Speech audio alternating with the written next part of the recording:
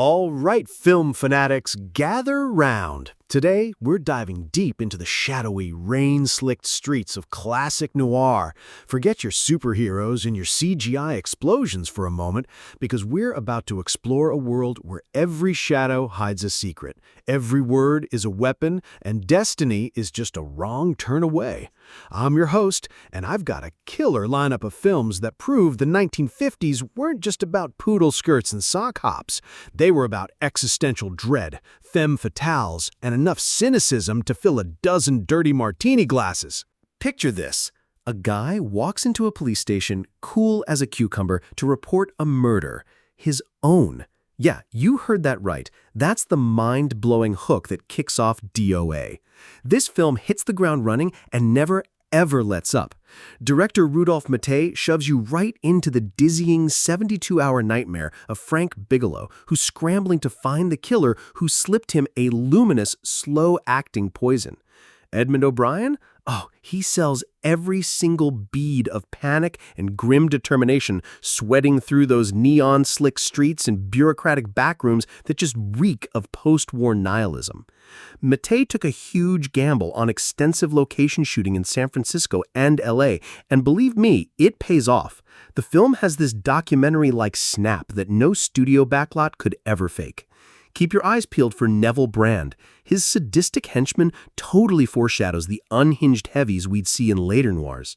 And that warped jazz club sequence? Shot with handheld cameras to heighten Bigelow's vertigo, it still feels incredibly experimental. Fun fact, that cyanide bright title treatment?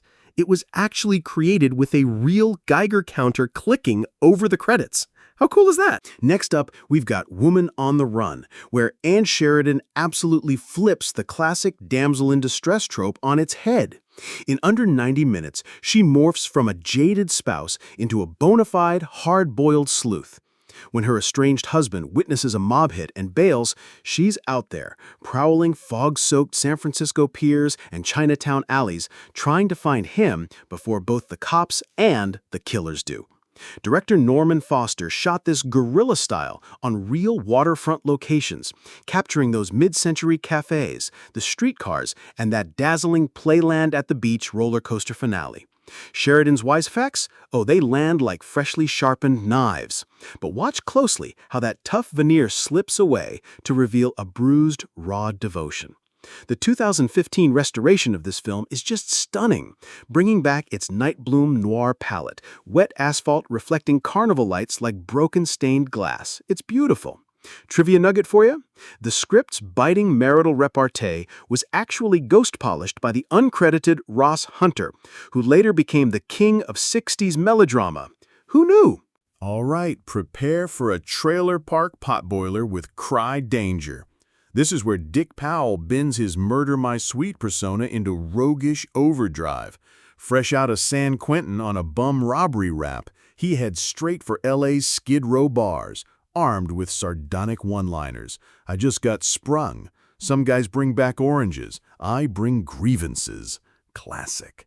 Director Robert Parrish squeezes suspense out of bare-bones sets by parking the drama in cramped trailers and neon-bleeding dives. It's a visual reminder that noir tragedy doesn't need marble staircases. Screenwriter William Bowers delivers a barrage of quips that Powell, Richard Erdman, and William Conrad volley around like veteran sluggers. And Rhonda Fleming, the queen of Technicolor, she proves you don't need color to smolder. Her shimmering silhouette against a busted street lamp? Pure celluloid magnetism. Fun tidbit, Powell actually accidentally broke Erdman's nose during a stunt punch, but Parrish kept the take for extra realism. Talk about dedication. Now let's talk about The Prowler. Written under a pseudonym by the blacklisted Dalton Trumbo, this film turns suburban safety into a truly carnivorous trap. Van Heflin's patrolman answers a caller's peeping Tom complaint, then decides to become her new phantom himself. Director Joseph Losey weaponizes domestic spaces. Venetian blinds shadow slice bedrooms, while empty milk bottles clink like doomsday clocks. Evelyn Keyes perfectly balances fragility with this simmering hunger. And Heflin devolves from golden boy cop to Kane-level predator faster than you can say double indemnity.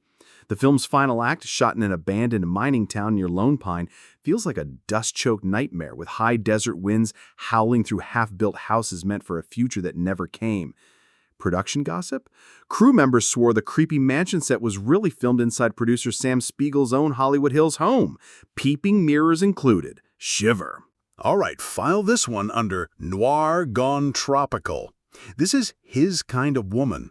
Howard Hughes meddled so relentlessly that director John Farrow's sleek thriller wound up spliced with Richard Fleischer's gonzo reshoots, and yet, somehow, the chaos just clicks. Robert Mitchum drifts to a Baja resort to collect hush money from mobsters, only to tangle with Jane Russell, equal parts torch song chanteuse and verbal sparring champ.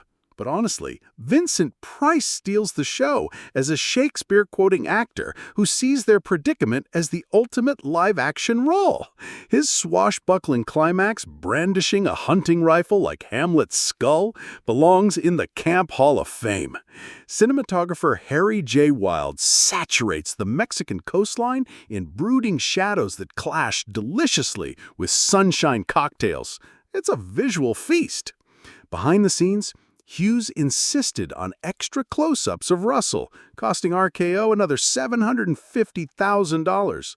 But Mitchum famously quipped, "For Jane, worth every penny." Cheers to that, Mitchum. 71 breakneck minutes, 1 rattling train, 0 wasted frames. This is The Narrow Margin, Richard Fleischer's textbook in economical tension.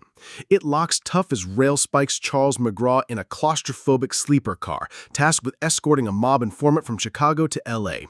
Screenwriter Earl Fenton sprinkles red herrings through vestibules, washrooms, and dining cars until every single passenger feels suspect. Cinematographer George E. Discamp shoots low angles in narrow corridors, the passing telegraph poles flickering strobe-like across sweaty faces. Look for the ingenious mirror gag that still dupes first-time viewers. Fun fact, budget constraints forced Fleischer to shoot on a makeshift wooden car mounted on hydraulic jacks. Crew members actually rocked it by hand to simulate rail sway. Talk about old-school special effects. Before serial killer entered parlance, Edward Dmytryk delivered The Sniper, a truly chilling profile of a misogynistic marksman perched above San Francisco's cable car clang. Arthur Franz plays the laundry press operator whose smoldering self-loathing erupting to rifle fire. Dmytryk and producer Stanley Kramer lace the narrative with pseudo-documentary police procedural beats, but the real sting is psychological. Those POV rifle scope shots zeroing in on unsuspecting brunettes predate Peeping Tom and Psycho. The production scored unprecedented rooftop access, capturing vertiginous angles over North Beach alleyways. Trivia, jazz legend Shelly Manne improvised the snare drum heartbeat underscoring the final manhunt. It's incredibly effective. John Payne shatters his wholesome holiday musical image in 99 River Street, slugging through sleazy boxing gyms and rain-slick pavement as ex-fighter Ernie Driscoll.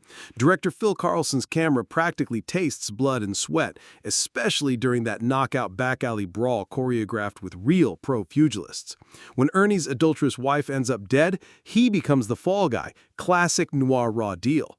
Evelyn Keyes switches gears from ingenue to street-smart actress who stages an Oscar-worthy fake confession inside a dim cabaret just to test Ernie's mettle.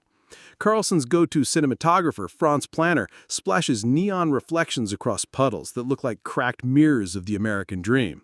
This is a little-known gem. The film's cab company set actually repurposed actual dispatch radios, so the extras' background chatter is genuine NYC cab traffic. That's immersion for you. Ida Lupino, folks, she weaponizes the open road with The Hitchhiker. Inspired by real murderer Billy Cook, her lean thriller strands 2 fishing buddies, Edmund O'Brien and Frank Lovejoy, at gunpoint beneath blazing Baja suns.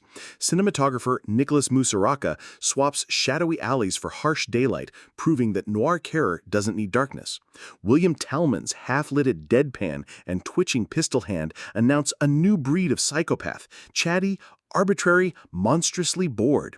Lupino's refusal to sexualize violence, rare in 1950s exploitation, keeps tension laser-focused on survival. Trivia? Mexican locals played themselves, and Lupino insisted their names appear in the credits, a quiet act of inclusivity from a groundbreaking director. Andre de Toth's stripped-to-the-bone heist-fallout crime wave begins with 3 cons on the lam and refuses to slow for sentiment. Shot almost entirely on real LA locations, Eagle Rock streets, Glendale gas stations, its verite grime rivals the naked city. Sterling Hayden's bulldog detective chews dialogue like cheap cigars, convinced parolee Gene Nelson will relapse. De Toth even had Hayden rehearse by shadowing actual LAPD stakeouts. The resulting authenticity just drips off every scene. A mid-film surgery performed in a dingy apartment under naked light bulbs ranks among noir's most nerve-shredding sequences. Hidden gem? Look fast for a young Charles Bronson leaning against a police desk, already radiating granite menace. Walter Wanger's post-incarceration crusade meets Don Siegel's kinetic staging inside Folsom Prison. Yes, the real one. Inmates, led by Neville Brand, seize a block to demand humane conditions, turning soapbox rhetoric into pipe-wrench suspense. Siegel populates the yard with actual convicts as extras, capturing an electricity no backlot could fake. DP Russell Harlan's handheld shots whip through barred corridors, foreshadowing the Great Escape.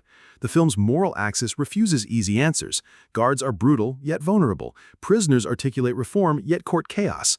Historical side note, Wanger actually screened this picture for Congress, sparking debate on overcrowding. Talk about impact. Fred McMurray slips back into shadow territory with Pushover, this time as Detective Paul Sherman, seduced by Kim Novak's mink-rap siren on her very first outing. Director Richard Quine fled suburbia with suspicious silences, humming refrigerators until even doorbells sound fatal. Sam Levitte's cinematography pirouettes between cozy apartments and yawning parking garage stairwells, creating an everyday maze where trust collapses. Novak, only 21, just radiates aloof magnetism. Notice how Quine often frames her through Venetian blinds, predicting Vertigo's obsession 2 years later. It's brilliant. Production tidbit, Columbia execs nearly recast Novak after Daly showed her blinking slowly. Quine argued it was character allure, and history proved him right. Talk about a close call. Fritz Lang's newsroom snake pit, While the City Sleeps, turns a serial killer hunt into corporate blood sport. Vincent Price's pampered heir pits division heads Dana Andrews, Ida Lupino, and George Sanders against each other for the top editor slot, framing success as a cynical ratings chase. Lang crosscuts the lipstick killer's prowl with office politics, implying both feed off fear. That multi-phone call montage, choreographed like a jazz riff, might just be the fastest piece of dialogue editing pre-cinema verite. Behind the scenes, Lang reportedly shouted, "Copy, copy," between takes to speed up actors' rhythms. He was all about that pace. Minimalism meets existential dread in Murder by Contract. Irving Lerner's low-budget wonder follows Vince Edwards' hitman, Claude, who trains like an Olympian and philosophizes like Camus. Shot on stolen LA locations with a skeletal crew, the film turns empty houses and sparsely furnished apartments into Zen death chambers. Perry Botkin's jazz guitar score, just 3 instruments, plucks nerves raw, influencing scores from Taxi Driver to Drive. Lerner's long takes and off-center framing feel almost French New Wave 2 years before Godard's Breathless.